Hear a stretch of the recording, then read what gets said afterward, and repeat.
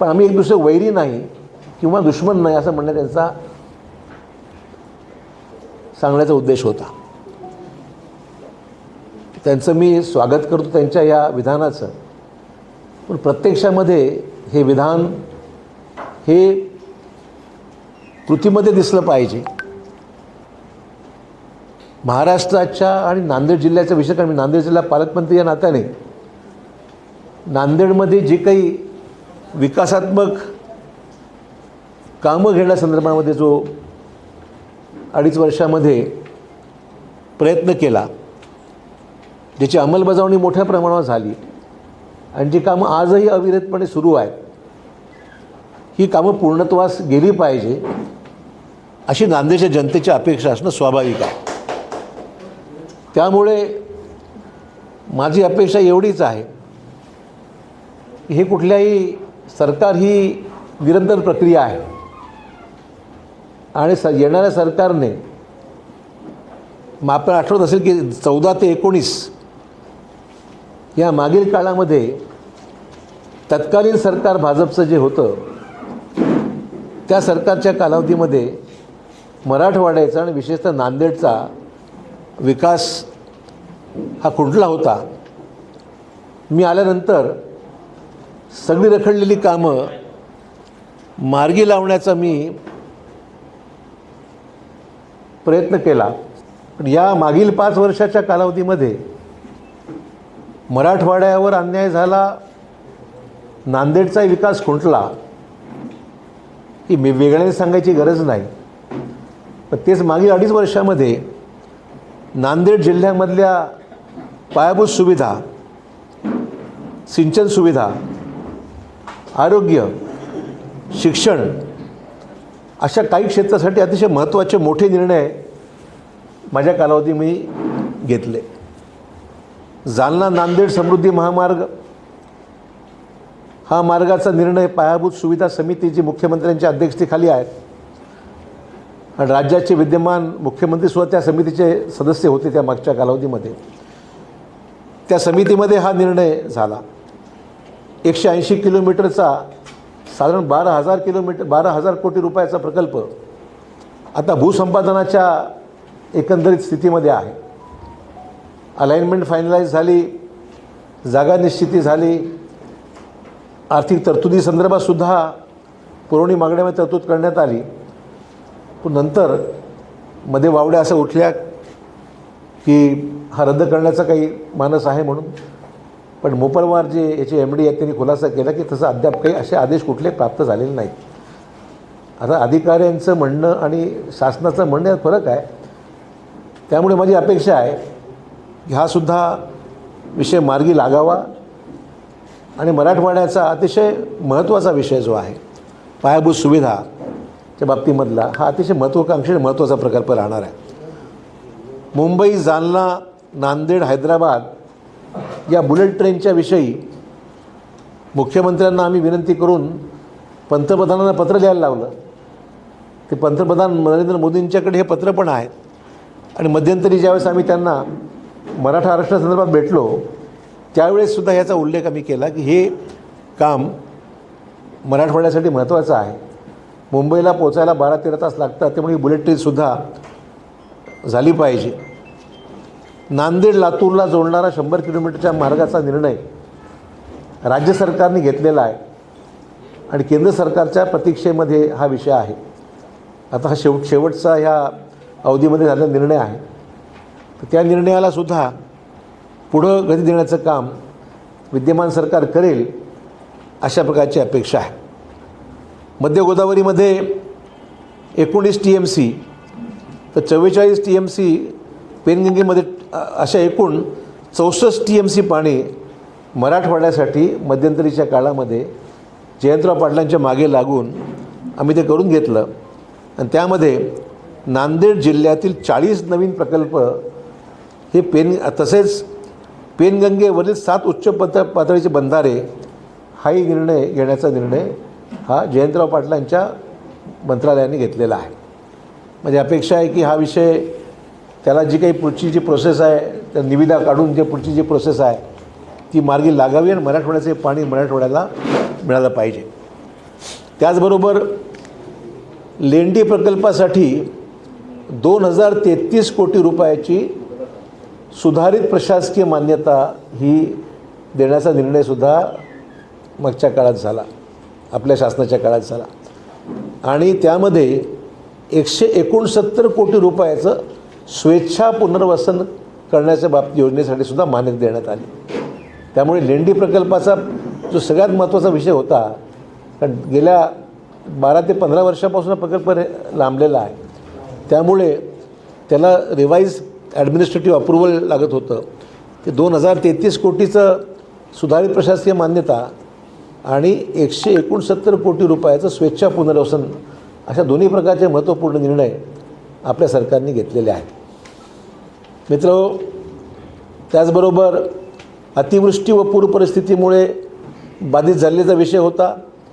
शेती पिकांच्या नुकसानीपोटी पैसे द्यायचा विषय होता. शेतकऱ्यांना एकूण 455 कोटी रुपये मंजूर करण्यात आले आणि पीक विमा कंपनीकडून 458 कोटी 89 लाख रुपयाचे दावे मंजूर करण्यात आले. त्यामुळे हे काम मधल्या काळामध्ये पीक विमा असो, अतिवृष्टी नुकसानच्या बाबतीमध्ये असो, हे सगळे विषय त्यातून मार्गी लागलेले आहेत. नांदेडमध्ये जिल्हा न्यायालयाच्या इमारती दोन्ही ह्या त्याला मंजुरी झालेली आहे, त्याच्या निविदाही अंतिम झालेल्या आहेत. या शेवटची पर्यावरणाची परवानगीसाठी थांबलं होतं, बाकी सगळी प्रोसेस ही पूर्ण झालेली आहे. दोन इमारती आहेत, एक तर अलाइड कोर्ट्स जे आपले ते आणि मुख्य न्यायालय जिल्ह्याचं जे आहे ते, या 2 इमारती आहेत. याचे काम त्याचं टेंडर हे अंतिम झालेलं आहे. आणि त्याचबरोबर जिल्हा प्रशासनाचंही तिकडे संकुल उभारण्याच्या बाबतीमध्ये प्रस्ताव आम्ही तयार केला होता. त्याचबरोबर नांदेड शहरात अधिक शैक्षणिक सुविधा उपलब्ध व्हाव्यात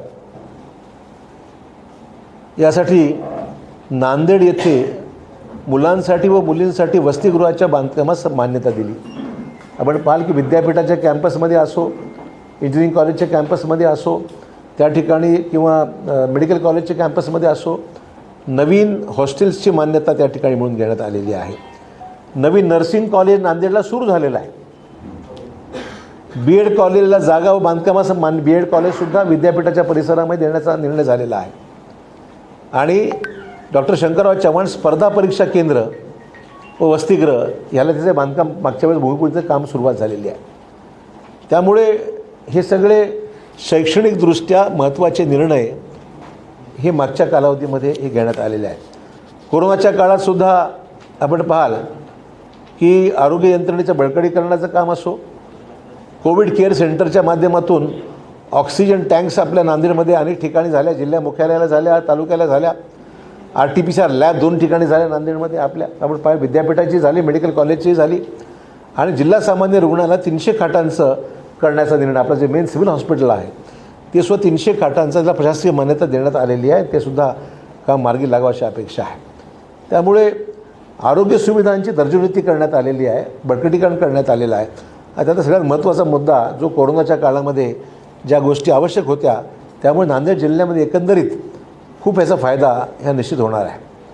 बाकी अर्थसंकल्पामध्ये नांदेड जिल्ह्यामध्ये सुद्धा भरपूर पैसा, मी पण त्याची एक सेपरेट नोट याला इश्यू करेन मी, कारण आकडेवारी भरपूर आहे.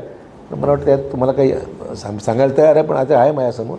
तर त्यासाठी एक वेगळी प्रेस नोटसुद्धा मी काढून नांदेडची आपली रस्त्याची कामं असोत, नाबार्डच्या अंतर्गत पुलांची कामं असोत, नांदेड प्रमुख जिल्हा मार्गांना निधीचा विषय असो, कार्यालयीन इमारती असो, कर्मचाऱ्यांची निवासस्थानं असो, विश्रामगृहासाठी पैसे असोत, महसूल विभागाच्या निवासस्थानाचा विषय असो, वैद्यकीय शिक्षण विभागाच्या इमारतीचे दोन कामासाठी पैसे असोत, नंतर उच्च व तंत्र शिक्षण, म्हणजे प्रत्येक विभागाच्या इमारतीच्या बांधकामाला सुद्धा मोठा पैसा नांदेड जिल्ह्यामध्ये हा देण्यात आलेला आहे.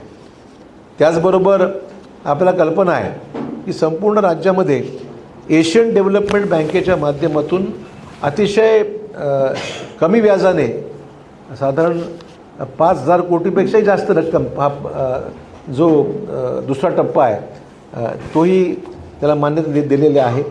आणि त्यामध्ये नांदेड जिल्ह्यामधला 100 किलोमीटरचा रस्ता ज्याची किंमत 1,000 कोटी रुपये आहे, ती नांदेडपासून थेट बासरपर्यंत कारेगाव फाटा मार्गे तो धर्माबाद मार्गे बासरला जाण्याकरता 100 किलोमीटरच्या रस्त्याच्या मान्यता निविदा ही अंतिम स्तरावर एशियन डेव्हलपमेंट बँकेकडे आहे. कालच माझ्या कानावर बातमी अशी आली की शासनाने सगळे टेंडर्स जे राज्यातले आहेत एशियन डेव्हलपमेंट बँकेचे तेही थांबवण्याची सूचना काल दिल्याची माहिती माझ्या कानावर आहे. हे जर झालं तर दुर्दैव राहील मराठवाड्याचं. म्हणजे मला मुद्दाम सांगतो यासाठी की हे प्रश्न आम्ही सकारात्मक पद्धतीने या शासनाजवळ जरूर नेणार आहोत. म्हणजे आम्ही काही नुसतं त्यांनी थांबावं आणि आम्ही ऐकावं अशी भूमिका राहणारच नाही. पण सांगायचं तात्पर्य आहे की जवळपास 1000 कोटी रुपयाचं नांदेडपासून बासरचा 100 किलोमीटरच्या मार्गाच्या कामालासुद्धा आपण पाहतो आहे की सध्या जे एशियन डेव्हलपमेंट बँके फक्त राज्यात म्हणजे नांदेडचं एक उदाहरण झालं, जवळपास 13 ते 14 अशी कामं आहेत की सगळ्याच कामाला थांबवण्यास सांगण्याचे आदेश काल सांगण्यात आलेले आहेत. त्यामुळे मला वाटतं की हे जर झालं तर दुर्दैव राहील. नांदेडपासून बॉर्डरपर्यंत जाणं हा रस्ता अतिशय महत्त्वाकांक्षी आणि सरकार कुठले असो पण नांदेड जिल्ह्यासाठी एक वरदान ठरणार असा रस्ता निश्चित राहील अशा प्रकारची अपेक्षा आहे.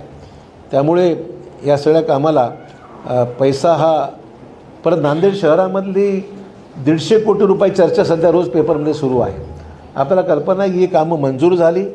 ही कामं आमच्याच काळामध्ये एकनाथ शिंदे नगरविकास मंत्री असताना त्यांच्याकडून मी मंजूर करून आणली होती. ही 150 कोटी रुपयाची कामं आहेत. त्यातले 100 कोटी रुपये महापालिकेकडे प्राप्त आहेत, 50 कोटी जिल्हाधिकाऱ्यांकडे प्राप्त आहेत. मग 150 कोटी नांदेडला आलेले आहेत. मुद्दा पण तेही काम थांबवण्याच्या बाबतीमध्ये सूचना आल्या. पण मी सांगतो तुम्हाला ही कामं आम्ही निश्चित पूर्ण करू. नांदेडच्या विकासाच्या कामाला कुठंही त्याला गतिरोधक राहणार नाहीत आणि त्याकरता विद्यमान शासनाकडून प्रयत्न करून जी कामं सुरू झालेली आहेत, निधी उपलब्ध करून देण्यात आलेल्या आहेत, निविदा स्तरावर असतील, त्या सगळ्या कामाला पूर्णत्वास नेण्याकरता निश्चितच विद्यमान सरकारकडून आम्ही प्रयत्न आमच्या पद्धतीने करू. प्रतिसाद मिळाला ठीक आहे, नाही मिळाला तर मग आमच्या पद्धतीने मग पुढचा मार्ग काय स्वीकारायचा तो आपण नंतर ठरवू. आज मी काही त्यात वाच्यता करत नाही. पण अपेक्षा मात्र जरूर आहे की ही जी कामं हाती घेण्यात आली होती त्याला सरकार हे विकासात्मक कामं आहेत, ती कुठल्या एका पक्षाची किंवा व्यक्तीची कामं असण्याचं कारण नाही. पण ही कामं पूर्णत्वास नेता आली पाहिजेत. त्याकरता विद्यमान सरकारकडून या कामाला कुठंही गतिविरोधक राहणार नाही अशा प्रकारचा माझा निश्चित प्रयत्न राहणार आहे. त्याचबरोबर आपण पाहाल आस्था नदीवरची पुलाची कामं मार्गी लागली. तुमच्या भोकर राठी रस्त्यावर पुलाचं काम मार्गी लागलं आहे. धर्माबाद उमरीचे रस्तेसुद्धा निविदा स्तरावर विषय आहेत ते. त्याचबरोबर नांदेडमध्ये मुख्य अभियंताचं कार्यालय आपण मधल्या काळात आणलं, PWDचं चीफ इंजिनियरचं कार्यालय. नंतर विद्युत विभागाचं अधीक्षक अभियंतासुद्धा व कार्यकारी अभियंता ह्याची कार्य नांदेडमध्ये आज आलेली आहेत. आणि राष्ट्रीय महामार्गाच्या बाबतीमध्ये सुद्धा जी मीटिंग आमची नितीन गडकरींच्या बरोबर झाली होती की त्याला जो काही पैसा मिळणं अपेक्षित होतं त्या भूसंपादनाचा, त्या चुकीच्या गोष्टी घ्यायला होत्या, ते आम्ही त्याला सुधारणा केली, तसा निर्णय झाला. पण दुर्दैवाने नितीन गडकरींनी घेतलेल्या निर्णयालासुद्धा डिपार्टमेंट अपीलमध्ये गेला आहे. म्हणजे आश्चर्याची गोष्ट अशी आहे की केंद्रातल्या मंत्र्यांनी घेतलेल्या निर्णयालासुद्धा डिपार्टमेंटने न जुमानता त्याच्यामध्ये आता अपीलमध्ये काही गोष्टी त्यांनी नेल्या आहेत. तर ठीक आहे, तो विषय आता त्यांना मी बोलणार आहे की तुमचं मत आहे, रेकॉर्डवर आहे, तुम्ही निर्णय घेता आणि डिपार्टमेंट मात्र अपीलमध्ये जातं. कारण लोकांना जे काही त्याच्यामध्ये भूसंपादनाची जी काही मुआवजा मिळाला पाहिजे तो योग्य मिळाला पाहिजे आमची भावना आहे. ती इथे मान्य झाली, जिल्हाधिकाऱ्यांच्या समोर मान्य झाली, तिथेही मान्य झाली मुंबईच्या बैठकीमध्ये. पण त्यांनी घेतलेल्या निर्णयानंतर सुद्धा पुन्हा अपीलमध्ये काही लोक गेलेले आहेत. ठीक आहे. त्याचबरोबर महाराष्ट्राच्या पातळीवर सुद्धा आपण पाहाल की गेल्या 2.5 वर्षामध्ये राज्य महामार्गाची सुद्धा कामं मोठ्या प्रमाणात झाली. नाबार्डमधली पुलं राज्य महामार्गाची साधारण 6,482 कोटी रुपयाची राज्य महामार्गाची 1,456 कामं, नाबार्डमधून सुमारे 1,376 कोटी रुपयाची 698 रस्त्यांची कामं आणि सुमारे 8,608 कोटी रुपयाच्या किमतीची प्रमुख जिल्हा मार्गाची व 2,975 कामे अशी हाती घेण्यात आलेली आहेत. त्यामुळे ही सगळी कामं आता विविध ठिकाणी कामं सुरू आहेत, काही ठिकाणी निविदा स्तरावर आहेत आणि कामाला गती ह्याच्यामध्ये निश्चित मिळत आहे. मी आकडेवारीवर जाणार नाही, मोठी आकडेवारी असल्यामुळे मी त्याच्यामध्ये काही अधिक बोलणार नाही. त्याचबरोबर हायब्रिड ॲन्युइटी ज्याला म्हणून हॅममध्ये सुद्धा जी कामं घेण्यात आलेली आहेत त्यामुळे सुद्धा 2021मध्ये राज्यामध्ये 110 कामांसाठी 29,962 कोटी रुपये तरतूद करण्यात आली आहे. आणि एशियन डेव्हलपमेंट बँकेच्या अर्थसहाय्यित रस्ते विकास या प्रकल्पाच्या पहिल्या टप्प्याअंतर्गत 5,789 कोटी रुपयाची 29 कामं मंजूर करण्यात आली. त्यामध्ये आपल्या जिल्ह्याचा 100 किलोमीटर समावेश आहे. त्यामुळे ही सगळी कामं मार्गी लागलेली आहेत. त्यामध्ये कुठेही विघ्न येऊ नयेत अशा प्रकारची आमची अपेक्षा जरूर आहे. त्यामुळे या कामाला मराठवाड्यात असो नांदेड जिल्ह्यात असो याची वेगवान अंमलबजावणी व्हावी अशी आमची रास्त अपेक्षा यांनी सर्व आमच्या सहकारी जे सत्तेमध्ये आहेत त्यांच्याकडून नक्की राहणार आहे. मला या जिल्ह्यामध्ये काम करत असताना सर्वपक्षीय नेत्यांनी लोकप्रतिनिधी सहकार्य केलं. काही लोकांचा व्यक्तिगत आकस असावा काही निवडक मंडळींचा, परंतु मी माझं काम प्रामाणिकपणे करत राहिलेलो आहे. आणि केवळ माझ्यावर मी तर म्हणेल काही लोकांना नुसतं आसुरी आनंद, काही लोक काम थांबवण्याचा आनंद काही लोकांना आहे. माझा हे काम चालू ठेवण्यामध्ये आनंद जास्त राहील. आणि मला वाटतं कोणी का असे ना काम पूर्ण झालं तर क्रेडिट ज्याला घ्यायचं त्यांनी घ्यावं, माझं काही तक्रार नाही आहे. प्रश्न क्रेडिटचा नाही आहे, इथे प्रश्न जिल्ह्याच्या विकासाचा विषय आहे. आणि त्यामुळे असा आनंद आसुरी आनंद घेऊन थांबवण्यापेक्षा मला वाटतं ह्या कामाला आपल्याला पूर्णत्वास नेण्याकरता आपली जी कर्तबगारी आहे ती काही लोकांना दाखवून दिली तर आनंद होईल आम्हाला. आमची काही हरकत नाही, त्यासाठी आम्हाला आनंद आहे. क्रेडिट त्यांना जरूर आम्ही जाहीरपणे तुमच्यामुळे होऊ लागलं आहे असं आम्ही क्रेडिट द्यायला तयार आहोत. आमची काही त्याला विरोध नाही आहे. त्यामुळे हा त्यातला विषय महत्त्वाचा आहे. त्यामुळे आपल्याला सांगायला हरकत नाही, ही सगळी कामं जी आपल्यासमोर जिचा उल्लेख केला ही कामाची सहज झालेली नाही आहेत. या सगळ्या कामाला पहिल्यापासूनही आपल्याला खूप पाठपुरावा करावा लागला. अनेक लोकांशी भेटावं लागलं, बोलावं लागलं, त्याच्या पैशाची तरतूद करून घ्यावी लागली. अर्थसंकल्पामध्ये ती कामं आणावी लागली. वर्क ऑर्डर नेईपर्यंत त्याचा पाठपुरावा करावा लागला. तेव्हा कुठे ही सगळी कामं 2-2.5 वर्षात मार्गी लागलेली आहेत हे मला मुद्दाम सांगितलं पाहिजे. म्हणजे जी कामं, आणि मला आनंद या गोष्टीचा आहे की माझ्या मुख्यमंत्रीपदाच्या कालावधीमध्ये कदाचित एवढी कामं मला झाली नसतील, त्याच्यापेक्षाही जास्त कामं या माझ्या 2-2.5 वर्षाच्या कारकिर्दीमध्ये मला साध्य करता आली, याचा मला मनापासून आनंद आहे. त्यामुळे मला जरूर आभार मानले पाहिजेत मुख्यमंत्री उद्धव ठाकरेजींचे, आभार मानले पाहिजे उपमुख्यमंत्री अजित पवारांचे, आणि काँग्रेस पक्षाचे माझे सहकारी बाळासाहेब थोरात असतील, नाना पटोले असतील, या सर्वांचे आभार मानले पाहिजे की या सगळ्या कामामध्ये या सगळ्या माझ्या सहकाऱ्यांचा खूप मला त्याच्यामध्ये मदत लागली, मदत मिळाली. आणि माझी अपेक्षा एवढीच आहे, ही कामं आता यांनी पुढे न्यावी अशी माझी अपेक्षा जरूर आहे. बाकीचे काही विषय तुम्हाला प्रश्न विचारण्यासाठी मी ठेवतो मी, आणि काही विषय आहेत. आणि मला एवढंच फक्त नांदेडच्या लोकांना फक्त एवढंच आश्वासित करायचं आहे की नांदेडच्या लोकांनी चिंता करायची गरज नाही आहे.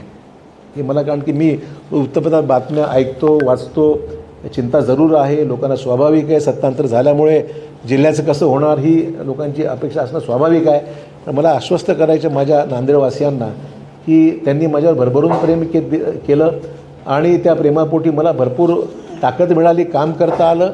आणि आगामी काळामध्ये ही सगळी कामं एक विरोधी पक्षाचा आमदार या नात्याने तत्पर राहून ही कामं पूर्णत्वास जातील, या कामाला योग्य तो निधी मिळेल असा माझा प्रामाणिक प्रयत्न राहील. सरकारकडे जाऊनहीसुद्धा याचा आम्ही पाठपुरावा करू आणि त्यात यश मिळावं अशा प्रकारची अपेक्षा ही मला यासाठी आहे की फडणवीसांचं स्टेटमेंट हे जे होतं ते सकारात्मकच होतं परवा, की आम्ही शत्रू नाही, विरोधक आहोत पण शत्रू नाही आहोत. पण ठीक, आनंदाची गोष्ट. त्यामुळे शत्रुत्वाचं नातं आधी नव्हतं, आत्ताही नाही आहे. त्यामुळे या कामामध्ये खंड पडणार नाही अशा प्रकारची माझी अपेक्षा आहे. आणि बस एवढंच मला या निमित्ताने सांगायचं आहे. बाकी आपण विचारू शकता.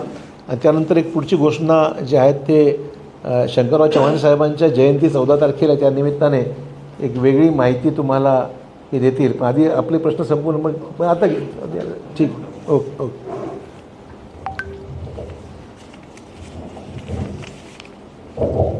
ही बातमी वेगळी करा, ती बातमी वेगळी करा, त्याच्यामध्ये दोन्ही चौकट घ्या ना, तुम्हाला जसं वाटेल तसं घ्या. काय आदरणीय अशोकरावजी चव्हाण साहेब आणि व्यासपीठावर उपस्थित मान्यवर साहेबांच्या पत्रकार परिषदेमध्ये घोषणा करण्याची संधी मिळते, मी भाग्य समजतोय. श्रद्धेय डॉक्टर शंकररावजी चव्हाण साहेब यांच्या जन्मदिनी 14 जुलै 2002ला दैनिक सत्यप्रभा नव्या व्यवस्थापनाखाली चालवण्यासाठी आमचे नेते आदरणीय अशोकराव चव्हाण साहेब यांनी घेतले आणि त्यानंतरच दरम्यानच्या काळामध्ये मातोश्री कैलासवासी सौ कुसुमताई चव्हाण यांचं दुःखद निधन झालं आणि त्यातून सत्यप्रभाच्या वर्धापनदिनी त्यांच्या नावाने स्मृती पुरस्कार द्यावेत असा विचार पुढे आला आणि त्याची सुरुवात 2004 पासून झाली. 2004 ते 2011 सलग पुरस्कार दरवर्षी देण्यात आला, पण 2012 पासून काही गैरव्यवहाराच्या कारणास्तव मध्ये खंडित झाला होता.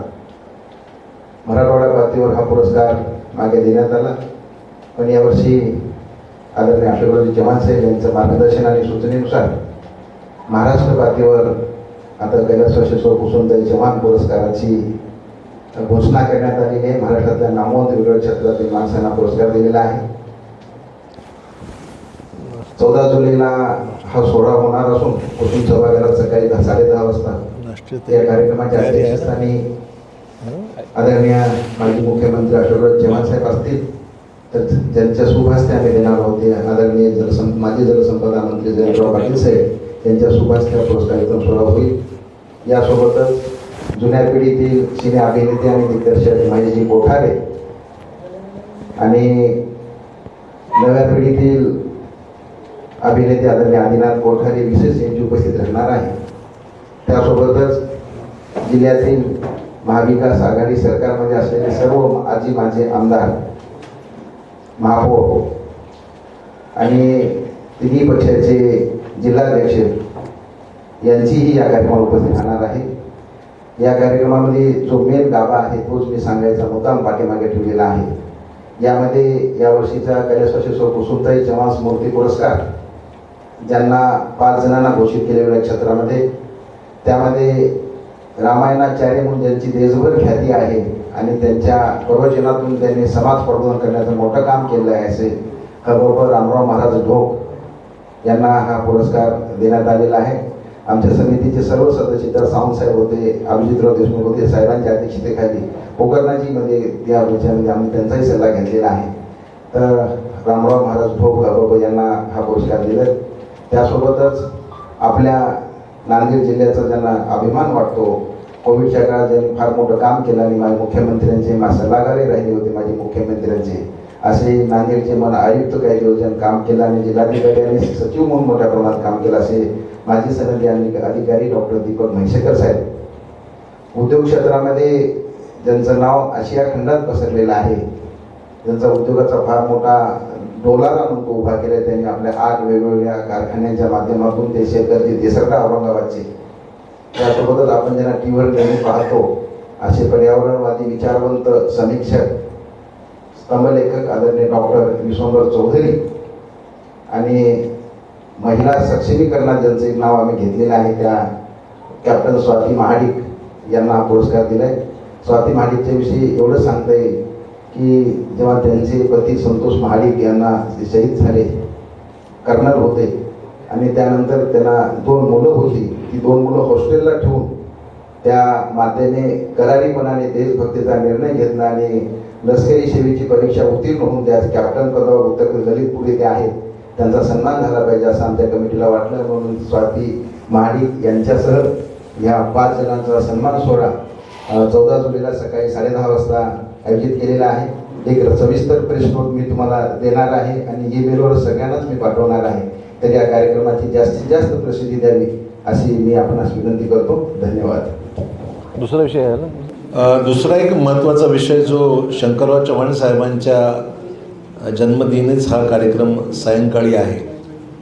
एकतर डॉक्टर शंकरराव चव्हाण यांच्या सिंचन क्षेत्रातील योगदानावर चित्रायण निर्मिती या संस्थेने व शंकरराव चव्हाण प्रतिष्ठान मुंबई यांच्या संयुक्त विद्यमाने एक माहितीपटाची निर्मिती करण्यात आलेली आहे. तरुण दिग्दर्शक अजिंक्य माडगुत यांनी त्याचे दिग्दर्शन केलेलं आहे. या माहितीपटाचे नाव जलनायक डॉक्टर शंकरराव चव्हाण असून 14 जुलै रोजी निमंत्रितांसाठी एक विशेष शो, विशेष प्रदर्शन त्या 14 तारखेला सायंकाळी होणार आहे. लवकरच हा डॉक्युमेंटरी OTTवर सुद्धा आणण्याचा आमचा प्रयत्न आहे. म्हणजे सर्वत्र जाईल ते हा माहितीपट प्रत्येकाला पाहता यावं. शंकरराव चव्हाण साहेबांनी ज्या पद्धतीने जलसिंचनामध्ये जे काम मोठ्या प्रमाणावर केलेलं आहे ते सर्व संकलन करून ही डॉक्युमेंटरी तयार करण्यात आलेली आहे. त्याचंही त्याच दिवशी सायंकाळी जयंतराव पाटील यांच्या उपस्थितीमध्ये त्याचा एक विशेष शो आणि आपले महेश कोठारे आणि आदिनाथ कोठारे यांच्या उपस्थितीमध्ये हा कार्यक्रम नांदेडला सायंकाळी होणार आहे त्या दिवशी. त्यामुळे जन्मशताब्दी वर्ष मागच्या वर्षीच झालं, परंतु त्यानिमित्ताने त्यांच्या कार्याला उजाळा मिळावा आणि त्यांचं योगदान अजरामर राहावं, नवीन पिढीपर्यंत पोचत राहावं, अशा दृष्टीने ही एक सहकारी मित्रांनी तयार केलेली डॉक्युमेंटरी आहे. ती त्याच दिवशी संध्याकाळी होणार. सकाळी हा पुरस्काराचा कार्यक्रम सत्यप्रभाचा आणि सायंकाळचा हा डिटेल कार्यक्रम तुम्हाला नंतर प्रेस नोट इश्यू करू आम्ही, स्थळ, टायमिंग कुठे आहे काय आहे. हे कार्यक्रम 14 तारखेला दिवसभर राहणार आहे. त्याची कृपया नोंद घ्यावी आणि त्याप्रमाणे आपल्याकडून त्याला योग्य प्रसिद्धी मिळावी अशी आपणास विनंती आहे. आता आपल्या मनातले जे प्रश्न आहेत ते आपण विचारू शकता. तर इतक्या लवकर मी काहीच भाष्य करणार नाही. अजून सरकारला जेमतेम मंत्रिमंडळ स्थापन करायचं आहे. 11 तारखेला सर्वोच्च न्यायालयाचा महत्त्वपूर्ण निकाल अपेक्षित आहे. असं त्या दिवशी निकाल लागेल असं हवं नाही. एखाद्या तारखा पडू शकतात, परंतु एक महत्त्वपूर्ण विषय मात्र सर्वोच्च न्यायालयाच्या समोर आता आहे. त्यामुळे पक्षांतरबंदी कायदा, अविश्वासाचा ठराव, विश्वासदर्शक ठराव, असे अनेक विषय, डेप्युटी स्पीकरनी घेतलेला निर्णय, त्यामुळे आमदारांचं डिस्क्वालिफिकेशन, असे अनेक विषय आहेत. 11 तारखेला सर्वोच्च न्यायालयानेच सांगितलं आहे की सर्व विषय आम्ही 11 तारखेला ऐकू. त्यामुळे ते बघूया काय होतं. साहेब, पृथ्वीराज चव्हाणांनी म्हणजे काँग्रेसचं मतदान फुटल्याचा आरोप करून त्यांनी हायकमांडला भेटण्यासाठी गेले होते. यावरती आपली काय आहे ना, काय जी मतं गेलेली आहेत ती आहेच, उघडच आहे ना की 7 मतं काँग्रेसची गेल्यासंदर्भातली सकृतदर्शनी माहिती ही त्याच वेळेस समोर मतदान मोजणी झाल्यावर समोर आलेली आहे. त्यामुळे याच्यामध्ये चौकशी होऊन याच्यासाठी जे कोणी जबाबदार असतील त्याच्यावर कारवाई अपेक्षित आहेच आणि ती योग्यच आहे.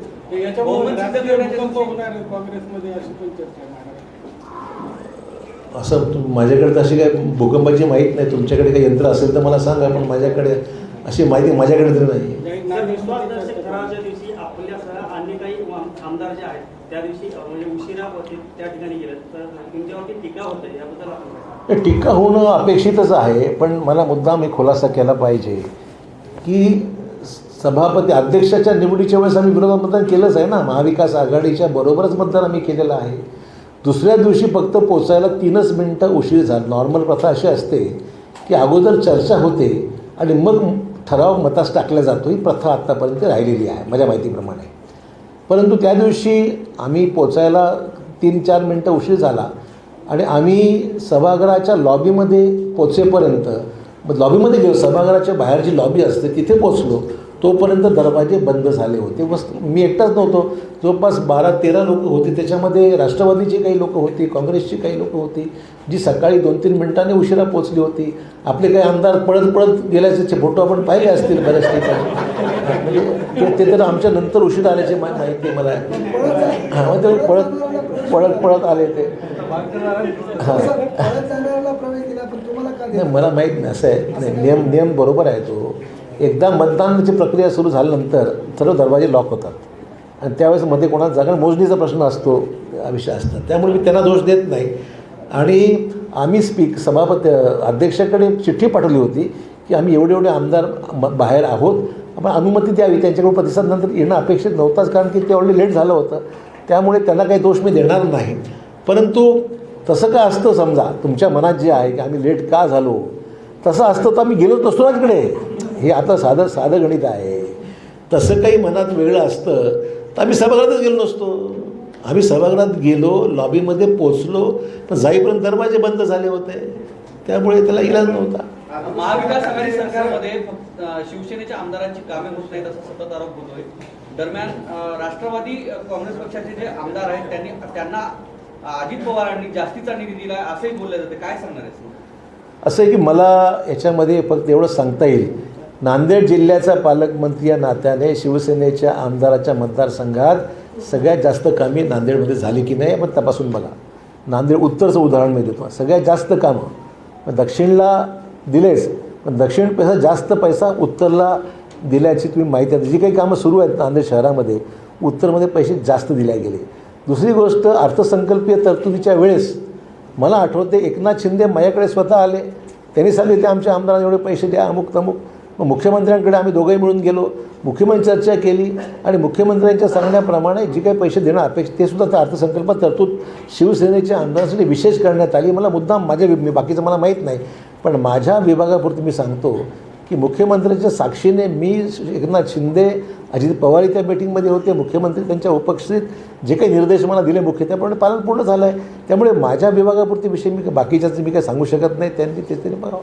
सर, आधार पत्र पार्टी टिकली जाते टीपीडीसी के 2276.8 कोटी कामों को रोकने का ऐसा उल्लेख किया होगा, स्थगित करने का उल्लेख किया। देखिए, मैं किसी का नाम लेना मुझसे क्यों बुलवाते हो? मैंने यही कहा ना कि ये पूरा स्थगिति पूरे राज्य में है, नांदेड़ तक सीमित नहीं है. जो उन्होंने स्टे दिया है डीपीडीसी के कामों के बारे में, वो नई सरकार आने के बाद में उन्होंने पूरे राज्य में दिया है. ठीक है, कामाचं काम सुरू केल्याचं की बंद केल्याचं? दलित नेते चंद्रकांत खैरे यांना रीतसर कट कारस्थान करून पाडण्यात आल्याचा आरोप नाना पटोले यांनी केलेला आहे. दरम्यान या असे क्रॉस वोटिंग झाल्यानंतरही पक्षाकडून काही अद्यापर्यंत कारवाई झाली नाही. कट कारस्थान वगैरे कोणी केलं असं यावर विश्वास नाही माझा, परंतु त्यांची मतं जवळपास त्यांना 29 मतं ही देण्यात आली होती, त्यांना 22 मतं पडली अशी माझी माहिती आहे. 7 मतं त्यांची इतरत्र गेल्याचं चित्र आहेच पहिल्या प्रेफरन्सची. त्यामुळे या चौकशी झाली पाहिजे अशी आमची धारणा आहे, पक्कीच धारणा आहे. मतं फुटली वस्तुस्थिती आहे. फडणवीस साहेबांनी अदृश्य हाताचा आभार मानले, काय सांगा? त्यांना माहिती आहे, त्यांना कोणचा कुठला अदृश्य हात त्यांना त्यांनी पाहायला अदृश्य दिसला कसा हा प्रश्न आहे. त्यांना अदृश्य एखादी गोष्ट असतात दिसते कशी? अदृश्य हाताचा आभार मानले. हे माझं नाव नाही घेतलं त्यांनी, माझं नाव त्यांनी घेतलेलं नाही. त्यांनी वडेट्टीवारांचं नाव घेतलेलं आहे. मी वारपासून ऐकतो ना मी, त्याच्यामुळे मला नाव मी बोललो असतो, पण माझं नाव त्यांनी घेतलेलं नाही त्याच्यामध्ये. त्यामुळे माझं एकंदरीत नांदेड जिल्ह्याला किती आतापर्यंत आपल्या काळामध्ये किती रुपयाचं अनुदान म्हणजे खर्च आहे? मी तुम्हाला नांदेड जिल्ह्याला भरपूर पैसा देण्यात आलेला आहे. सगळी आकडेवारी मी उद्या किंवा परवा तुम्हाला देईन. आणि ते टोटल मारायला मी कधी टोटल मारलीच नाही आत्तापर्यंत. आले ते पैसे देत गेलो मी. नांदेडला याच्या पुढे पैसे कमी मिळणार नाहीत हे मी तुम्हाला ग्वाही देतो. कांग्रेस पार्टी हमारे खिलाफ रही हमेशा जी, कांग्रेस पार्टी नामांतर के खिलाफ रही, लेकिन ऐसी क्या योजना आपको सपोर्ट करना पड़ा? देखिए, सबसे पहली बात तो ये है कि औरंगाबाद के नामांतर का जो विषय है वो कैबिनेट का फैसला है, नंबर 1. दूसरी बात है कि संभाजी महाराज का कत्ल औरंगज़ेब ने किया था, ये वास्तव है. तो औरंगज़ेब ने कत्ल करने के बाद में ऐसी सूरत में क्या हम उस बात के लिए क्या भूमिका रखें? ये बात तो स्पष्ट बात सुनिए, ये सवाल हिंदू या मुस्लिम का सवाल नहीं है. औरंगाबाद का नामकरण ये कोई हिंदू या मुस्लिम से इशू रिलेटेड नहीं है. हम सेक्युलर है, हम उतना ही हिंदू को मानते हैं, उतना ही मुसलमानों को भी न्याय देते हैं, अन्य समाजों को भी उतना ही न्याय देने की हमारी सबकी कांग्रेस पार्टी की भूमिका है. पर यहाँ वास्तव ये है कि संभाजी महाराज का कत्ल किया गया था, बड़े बेरहमी से कत्ल किया गया था और कत्ल औरंगज़ेब ने करवाया गया था, ये इतिहास कहता है. तो ऐसे सूरत में क्या करना चाहिए बताइए हमें. सर, जो आप बोल रहे हैं इतिहास का ये विषय था, जी, मोदी सरकार जो मुस्लिम शहरों को आधा नाम जो दे रही है वो एंटी मुस्लिम लॉबी के तहत कर रही है और शिवसेना इसको एक हिंदुत्व के एंगल से देखते हैं. देखिए, मैं इस चीज़ को कांग्रेस पार्टी सेकुलर पार्टी अपने आप को बिल्कुल सेक्युलर है. मैंने इस फैसले पर कांग्रेस पार्टी कुछ ना कुछ डिफेंस करती है, कुछ ना कुछ मैंने स्पष्टीकरण मैंने आपको वास्तव बताया है कि औरंगज़ेब और अकबर में बहुत फ़र्क था. औरंगज़ेब की जो पिछली इतिहास है, उन्होंने अपने खुद के वालिद का भी कत्ल किया था, ऐसा इतिहास है, अगर मैं गलत नहीं बोलूँगा तो मैं इसमें अभी जाना नहीं चाहता हूँ. इसको कृपया हिंदू या मुस्लिम के एंगल से मत देखिए, इसको कैबिनेट का फैसला एक विशिष्ट परिस्थिति में लिया गया है, इतने अंतर में कहना चाहूँगा। औरंगाबादच्या नामांतरावरून शरद पवारांनी सुद्धा विरोध दर्शवला होता. दरम्यान काँग्रेस पक्ष हा त्या दरम्यान वॉकआउट करणार होता, मात्र नंतर काँग्रेसनं समर्थन दिलं असं बोललं जातं. नाही, असं कुठलाही निर्णय ना राष्ट्रवादीने घेतला होता ना काँग्रेसने घेतला होता. औरंगाबाद की आपने सफाई की है, उस्मानाबाद के बारे में क्या बोलेंगे, जो धाराशिव किया गया? देखिए, उस्मानाबाद के जो विषय कैबिनेट में आने के बाद फैसला होने के बाद मैं और क्या कह सकता हूँ। कांग्रेस पार्टी आपल्या सरकार टिकल का प्रोग्राम बना 2.5 वर्ष सरकार टिकल। देखिए, मैं इसमें कोई ज़्यादा बहस करके इसको अलग एंगल से बात नहीं करना चाहूँगा। मैंने इतिहास का जो सच्चाई है आपके सामने रखी। हाँ, सरकार टिकेल का पुढे 2.5 वर्ष का मध्यावधी होती. इतक्या लवकर बाहेर करणं अयोग्य राहील. मला वाटतं आम्ही काही एवढे उतावळे झालेलो नाही शरद पवार साहेब आणि आम्ही काही एवढे उतावळे झालेलो नाही. त्याने संधी घेतलेली आहे, कशा पद्धतीने घेतली आहे जगजाहीर आहे आणि त्यामुळे अशा परिस्थितीमध्ये त्यांना शुभेच्छा. किती दिवस टिकवतील हे त्यांच्यावर आहे. आघाडी राहील का साहेब? स्थानिक स्वराज्य संस्थेच्या ज्या निवडणुका आहेत आता, महाविकास आघाडी असं आहे, आज महाविकास आघाडी अस्तित्वात आहे.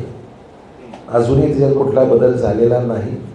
आगामी काळात जे निर्णय घ्यायचे आहेत ते तिन्ही पक्ष मिळूनच ठरवतील काय करायचं. महाराष्ट्रामध्ये जे उलटापालटी झालेले आहेत त्या संदर्भात पार्टी हायकमांड देखील नाराज आहेत. या प्रकरणासंदर्भात त्यांनी गांभीर्याने घेतलेलं आहे. दरम्यान आपल्याला असं वाटत नाही का काँग्रेस पक्षाला आत्मचिंतन करण्याची गरज आहे? अनेक विषय आहेत.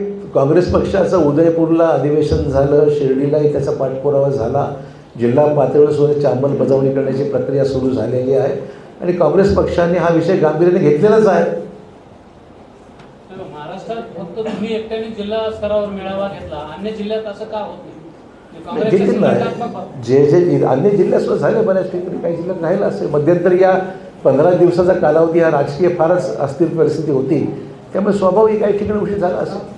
सर, जिल्हास्तरीय बैठकामध्ये किंवा जिल्हास्तरीय नियोजनामध्ये जे काही खासदारांना मध्ये घेतलं नाही असं त्यांचं म्हणणं आहे. त्यांनी जनरली तुमच्यावर आरोप केला आहे की आपण चिमटा घेतलेला आहे, आता मी परत चिमटा घेतला तर वाईट वाटू नये असं एक प्रकारचं आपल्याला त्यांनी आव्हानच दिलेलं आहे. काय म्हणणार आहे? मला याच्यावर कुठल्याही अशा प्रकार गोष्टी दखल द्यायची गरज वाटत नाही मला.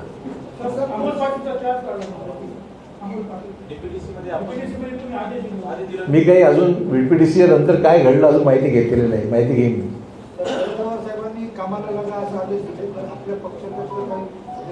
आम्हाला सांगायची गरज नाही, काम चालूच आहे आमचं. काही सांगायची कामाला लागा म्हणून सांगायची गरज पडत नाही आम्हाला.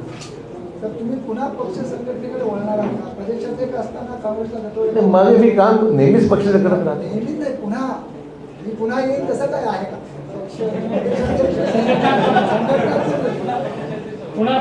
तुम्ही प्रदेशाध्यक्ष असताना काँग्रेसला शतप्रतिशत यश मिळालं होतं सगळीकडे. त्याचा एकदा पुन्हा असं आहे की मी संघटनेचं काम अगोदर सुद्धा मंत्री असताना सुद्धा करत होतो, सत्तेवर यायच्या अगोदर सुद्धा करत होतोच आणि पुढे करत राहू ना. आता भरपूर वेळ आहे.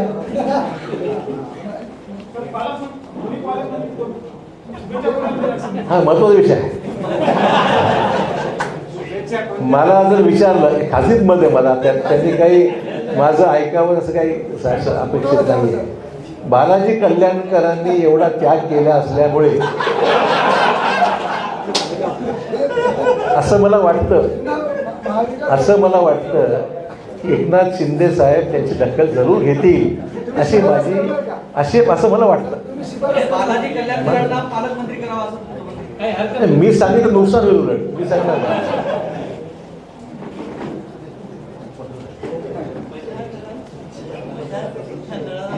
ठीक आहे. अजून